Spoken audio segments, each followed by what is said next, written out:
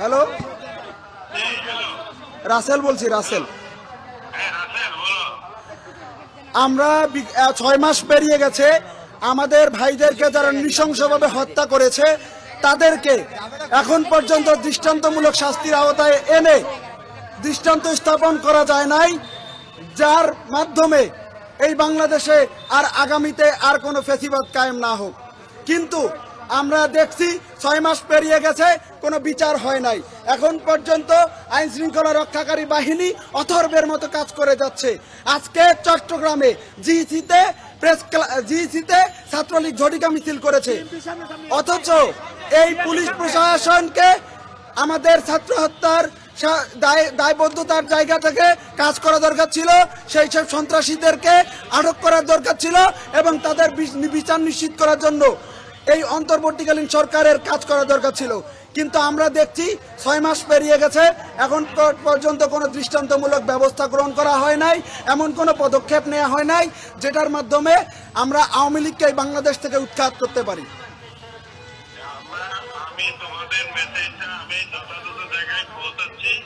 তাদের জন্য বিচারের সমস্ত প্রক্রিয়াগুলোই চলছে, কিন্তু আমরা ন্যায়সঙ্গত বিচারটা চাচ্ছি।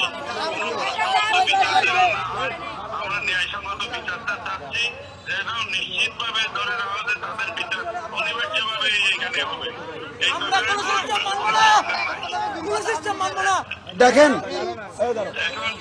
দেখেন আমাদের 6 মাস পেরিয়ে গেছে, অথচ সিরিয়াতে আমাদের এখানে আমি বলি আমাদের মানে এই সিরিয়াতে নতুন সরকার গঠন হওয়ার পরপরই সংবিধান বাতিল হয়েছে, ওই দল নিষিদ্ধ হয়েছে।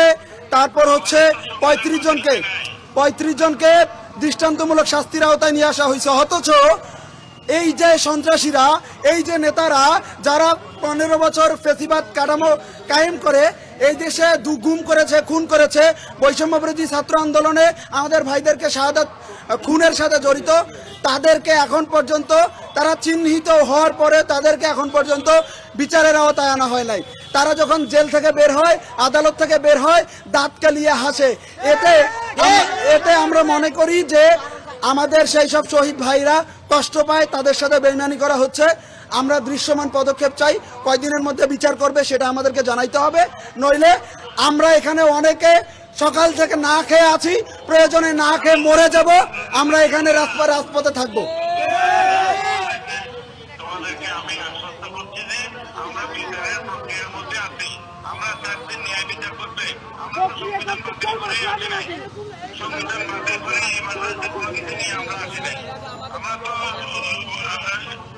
সাংবিধানিক ভাবে বিধিবদ্ধ ভাবে এইসব কাজগুলো আমরা করছি, যে বিচার যেন প্রশ্নবিদ্ধ না হয় কোনো রকম। না, এখানে প্রশ্নবিদ্ধ হওয়ার কিছু নাই। আমি এই মুহূর্তে আইন উপদেষ্টা অথবা পররাষ্ট্র উপদেষ্টা, স্বরাষ্ট্র উপদেষ্টা কেউ একজন ফোন দিলে তার কাছে আমি জবাবদিহিতা চাইব যে এখন পর্যন্ত বিচার কেন হয় নাই। নইলে তারা যদি ফোন না দেয় এখানে রাস্তায় না খেয়ে মারা যাবো আমরা, আমরা এখানেই শাহাদাত বরণ করবো।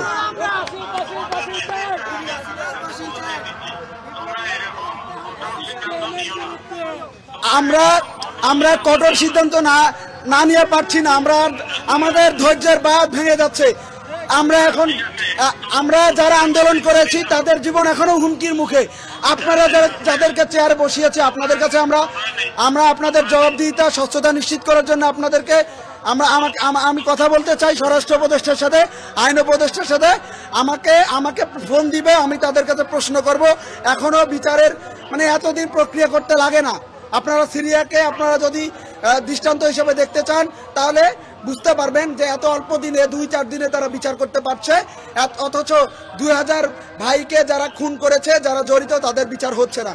আমি স্বরাষ্ট্র উপদেষ্টা, আইন উপদেষ্টা ফোন না দিলে আমি তাদের সাথে আমি এখানে রাস্তায় শুয়ে পড়বো আজকে। আমরা এখানে সবাই আমরা সকাল থেকে না খেয়ে আছি, অনেকে খুবই ক্লান্ত হয়ে গেছি, আমি কথা বলতে পারতেছি না ঠিক মতো। আমাকে অবশ্যই কল দিতে হবে আমাদেরকে।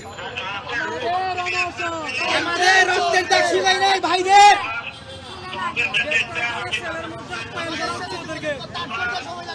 ঠিক আছে, আমরা এখানে অবস্থান করছি, আমরা এখনো এখানে অবস্থান করছি, আমরা না খেয়ে আছি, সমস্যা নাই। না না না না, অনশন ভাঙবে না।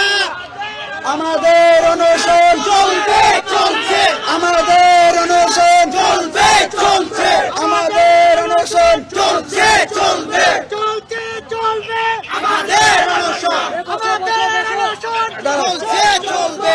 আমাকে কয়দিনের মধ্যে বিচার নিশ্চিত হবে, কয়দিন লাগবে এটা আমাদেরকে জানাইতে হবে, নইলে আমরা এখানে রাস্তায় থাকবো আজকে।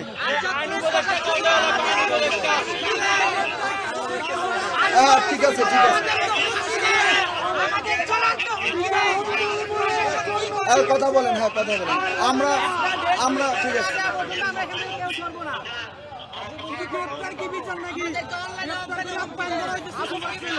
ঠিক আছে, আমরা এখানে আছি, আমরা আমরা রাস্তায় আছি, রাজপথেই আছি, আমরা অনশনে আছি, অনশনে থাকবো যতক্ষণ না পর্যন্ত টাইম ফ্রেম দেওয়া হবে যে এই দিনের মধ্যে বিচার করা হবে, ততক্ষণ পর্যন্ত আমরা আছি।